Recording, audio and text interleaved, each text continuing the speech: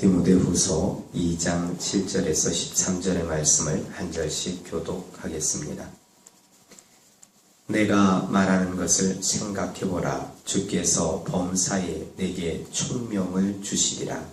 내가 전한 복음대로 다스리시고 죽은 자 가운데서 다시 살아나신 예수 그리스도를 기억하라. 복음으로 말미암아 내가 주인과 같이 매이는 데까지 고난을 받았으나 하나님의 말씀은 매이지 아니하리라.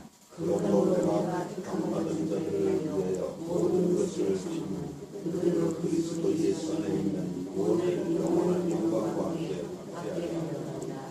미쁘다 이 말이여, 우리가 주와 함께 죽었으면 또한 함께 살 것이요 참는 동안 함께 완전할 것이요 우리가 주를 부인하면 주도 우리를 부인하실 것이라. 우리는 미쁨이 없을지라도 주는 항상 미쁘시니 자기를 부인하실 수 없으시니라. 아멘.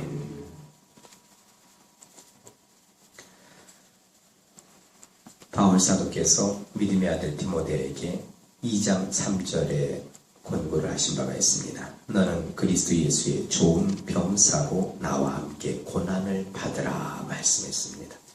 또한 1장에서도 1장 8절 말씀에 보면 하나님의 능력을 따라 복음과 함께 고난을 받으라 말씀합니다. 예수님을 따라가게 되면 예수님의 삶을 온전히 본받으면서 살아가다 보면 고난은 필수입니다. 선택이 아니라 필수로 다가오는 것인데 그 고난을 잘 받아라 말씀합니다. 피하라고 하지 않습니다. 그 고난을 받으라 말씀을 하는데요. 그 고난을 어떻게 받을 수 있을까? 어떤 생각 가운데 그 고난을 이겨나갈 수 있을까? 그 고난을 참을 수 있을까? 오늘 그 비결을 말씀해 주십니다. 오늘 7절에 보면 내가 말하는 것을 생각해보라. 주께서 범사에 내게 총명을 주시리라 말씀합니다. 우리는 예수님을 주님으로 믿습니다. 예수님을 그리스도로 믿습니다. 그 주와 그리스도가 되시는 그분을 마음 가운데 영접해서 그분을 모시고 살아가는 가운데 있습니다. 그래서 나의 지각이, 나의 지혜가 부족하면 늘 그분을 바라보면서 그분께 이 총명, 깨닫는 깨달음의 은혜를 받아야 됩니다. 주님께서 범사에 모든 일에 내게 총명을 주실 것이다 말씀을 합니다. 그래서 지혜가 부족하거든 후히 주시고 꾸짖지 아니하시는 하나님께 구하라고 하죠. 그 하나님께서 우리 주님을 통해서 이렇게 총명을 다 주신다고 합니다. 그래서 어떤 문제 앞에 봉착하면 하나님 앞에 기도로 나아가시기 바랍니다. 그러면 주님께서 지혜와 또한 총명을 이렇게 허락해 주실 것입니다. 그리고 그 가운데서 어떻게 극복해야 될지를 또한 말씀해 주십니다. 이어서 하시는 말씀이 내가 전한 복음대로 다윗의 씨로 죽은 자 가운데서 다시 살아나신 예수 그리스도를 기억하라. 우리는 끝까지 기억해야 될 게 있습니다. 우리에게 오늘 바울 사도께서 디모데에게 말씀을 전해주신 것처럼 복음 대신 주 예수 그리스도에 대해서 전해주신 것처럼 우리 또한도 복음 대신 주 예수 그리스도에 관한 그 말씀을 우리 또한도 들었습니다. 들었다면 들은 그 사람들은 오늘 8절 말씀처럼 그 예수 그리스도를 늘 기억하고 있어야 됩니다. 그런데 그 예수 그리스도께서 십자가에 죽으신 이후에 살아나셨습니다. 우리가 이거를 종종 잊을 때가 있습니다. 예수님에게만 그 상황이 펼쳐지는 게 아니에요. 모든 그리스도인들에게도 고난, 죽음, 부활이라는 코스가 있습니다. 그런데 우리가 종종 잊을 때가 있는데 예수님은 그렇게 고난과 죽으심과 부활하신 이 과정을 그 제 과정을 겪으셨는데 우리는 고난과 죽음을 그 상황은 맞이하려고 하지 않습니다. 그것이 오면 왜 우리한테 나한테 이런 고난과 죽음이 찾아왔나? 하고서 고난과 죽음의 과정을 겪는 사람들 보면서 손가락질하기도 하고 왜 그것도 못 피해? 이런 부분도 다가올 수 있어요. 아니요. 예수님이 고난, 죽음, 다시 살아나심의 그 과정을, 일련의 과정을 겪으셨던 것처럼 우리도 반드시 그 과정이 따른다. 여러분, 군인 생활하면서 군대 군인으로서 살아가면서 평안한 사람을 평안하다고, 기쁘다고, 그곳에 있는 게 너무 행복하다고 하는 사람 보셨어요? 군 생활 싫다고 하죠. 그 속에서의 삶이 너무나 힘들다고 하잖아요. 우리가 그리스도인으로서 좋은 병사로서 부름받은 사람들, 그런 삶을 살아간다고 생각하면 되겠어요. 그 과정 반드시 있어요. 좋은 병사 제대하기까지는 마음이 편하지 않습니다. 그런 부분들이 있어요. 그러니까 이 길을 걸어가는 사람들에게 다 고난이 다가온다. 이건 당연히 있는 거니까 그 고난을 어떻게 여유롭게 즐기면서 나아가느냐, 그게 관건이에요. 근데 누구를 생각하라고요? 주 예수 그리스도를 생각하랍니다. 예수 그리스도를 늘 생각하면서 그분을 바라보면서 나아가야 그 고난을 이겨나갈 수가 있습니다.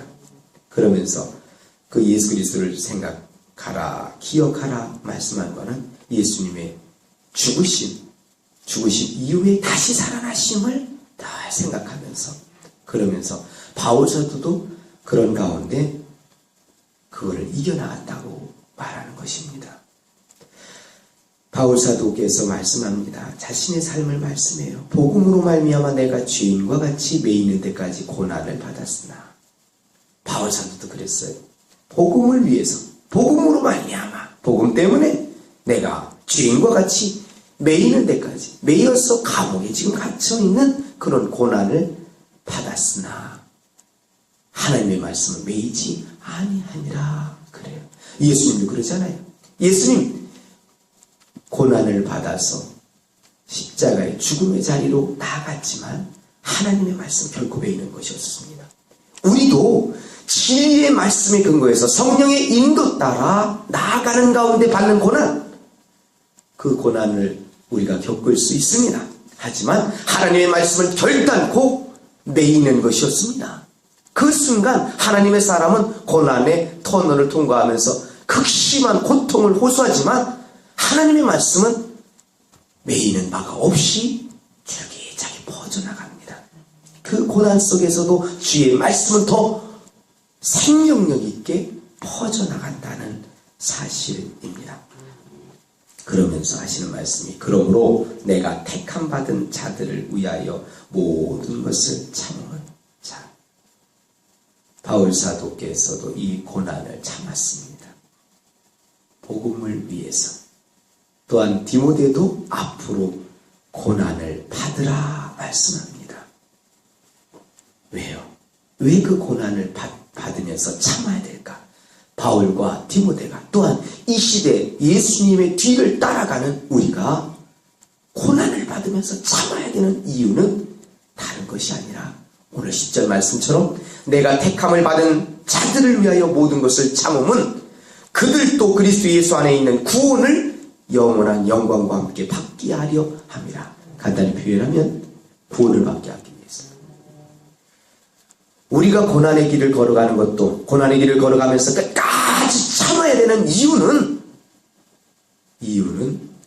택함 받은 사람들의 구원을 위해서 그걸 참아야 된다는 이야기입니다.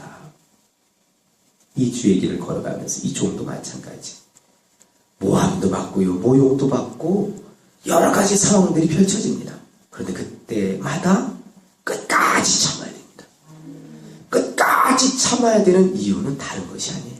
그 택함 받은 사람들이 구원을 받아야 되기 때문에, 구원을 받는데 그 구원은 영원한 영광과 함께 받게 하기 위해서 그 고난 가운데서도 끝까지 참아야 됩니다. 고난 가운데서 하나님의 말씀을 매이지 않을 뿐만 아니라 그 고난을 끝까지 참게 되면 택함 받은 사람을 위하여 받는 그 고난, 그들을 위하여 참는 그 참음을 통해서 그들이 결국에는 구원을 받을 수 있기 때문입니다. 그러면서 이제 그렇게 나아가는 사람들, 그 고난을 끝까지 참으면서 죽음의 길을, 고난의 길을 걸어가는 사람들에게 이러한 은혜가 있다고 합니다. 오늘 11절 12절이 그것을 말씀합니다. 미쁘다 이 말이요 우리가 주와 함께 죽었으면 또한 함께 살 것이요. 그래요. 주님과 함께 죽으려면 확실히 죽어야 돼요. 죽어야 주님과 함께 다시 살아난다고 합니다. 우리 기독교 역사, 이 진리의 말씀의 역사는 예수님과 함께 죽어야 된다는 것을 전제합니다.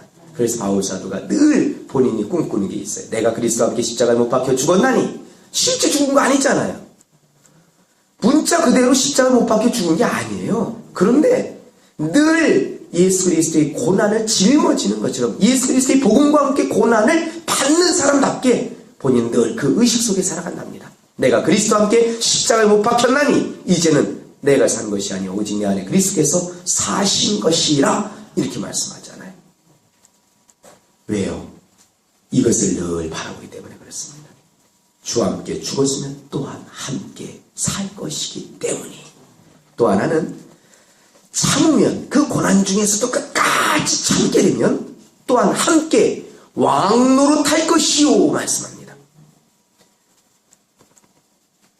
우리가 이후에는요 이 왕노릇 해야 되지 않겠습니까? 그런데 왕노릇하는 것이 아무에게나 다 주어지는 게 아니라 오늘 이 말씀처럼 그 고난 중에서도 끝까지 참으면 참는 사람들에게 함께 왕노릇할 수 있는 권한이 주어진다고 합니다.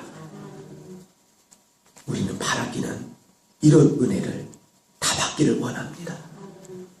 고난 가운데서도 끝까지 참는 가운데 주님과 함께 왕노릇하는 그런 은혜를 다 받아들이기를 원해요.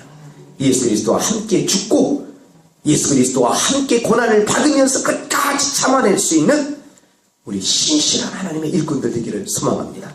그런데 그 반대는 되면 안 됩니다. 오늘 12절 말씀 후반절은 이렇게 되어 있어요. 우리가 주를 부인하면 주도 우리를 부인하실 것이라 말씀합니다. 우리가 할 탓이랍니다. 우리가 어떻게 해요? 우리가 주님을 부인하면 주도 우리를 부인하실 것이라 말씀합니다. 이 말씀대로 이루어진다면 우리가 이 땅에서 성령을 받았고 지금 살아가는 그 부분이 중요한 거 아니라 끝까지 주님 부인하지 않고 주님을 온전히 신뢰하는 가운데서 주님을 인정하면서 나아가야 예수님을 주로 신뢰하여 구원받는다는데 어려운 상황보다 탁탁 치면 예수님을 주님으로 신뢰하는 것을 잃어버리잖아요. 주님을 부인하기까지 이르게 되면 그것이 주님께서 우리를 부인하시는 그러한 결과를 초래하게 된답니다. 끝까지 예수님을 주님으로 신하면서 나아감으로 우리 모두 온전한 구원 받으기를 원합니다. 마지막 주님께서 우리를 부인한다면 이거는 너무나 기가 막힌 일이잖아요. 경기장에서요 골인 지점까지 끝까지 잘 가야 됩니다. 끝까지 잘 가야 돼요. 그런데 어제 말씀드렸던 것처럼 경기하는 자는 뭐대로 가야 된다고요? 법대로 경기해야 된답니다. 법대로 경기해야 갈 수 있어요. 중간에 포기하고 중간에 뒤로 물러가고 곁길로 빠지면 그 골인 지점에 다다르기 전에 끝납니다. 그러니까 우리 끝까지 주님께서 원하시는 이 모습대로 말씀대로 나아가기를 원합니다. 왜요? 우리가 믿는 주 예수 그리스도는요 오늘 13절 말씀처럼 우리는 미쁨이 없을 수 있어요. 중간에 실수할 수 있어요. 넘어질 수 있습니다. 하지만 그 주가 되시는 우리 예수님, 우리가 실수했어도 주님을 바라보면서 다시금 일어나야 됩니다. 다시금 일어나서 한 걸음 한 걸음 뛰어야 됩니다. 왜요? 이 주님이 항상 미쁘셔서 믿음직스러우셔서 자기를 결코 부인할 수 없답니다. 예수님은 결코 부인하시는 분이 아니라 끝까지 우리를 이끌어 주시는 그런 주님이라는 사실. 넘어질 수 있어요. 곁길 갈 수 있어요. 하지만 다시금 주님을 바라보면서 주님께서 주신 사명, 소명 바라보면서 그 걸음을 한 걸음 한 걸음 뛰면서 나아가세요. 그때 주님의 마음을 기쁘게 드릴 수 있습니다. 믿음이 없이는 결코 하나님을 기쁘게 할 수 없답니다. 믿음에 근거한 삶으로 나아갈 때 하나님을 더욱 기쁘게 드릴 수 있습니다. 우리 한 사람 한 사람은 더욱더 주님을 기쁘시게 할 수 있는, 주님의 마음을 시원하게 드릴 수 있는 그러한 하나님의 사람으로 더욱더 성숙해 갈 수 있기를 소망합니다. 다 같이 주여 삼창하신 후에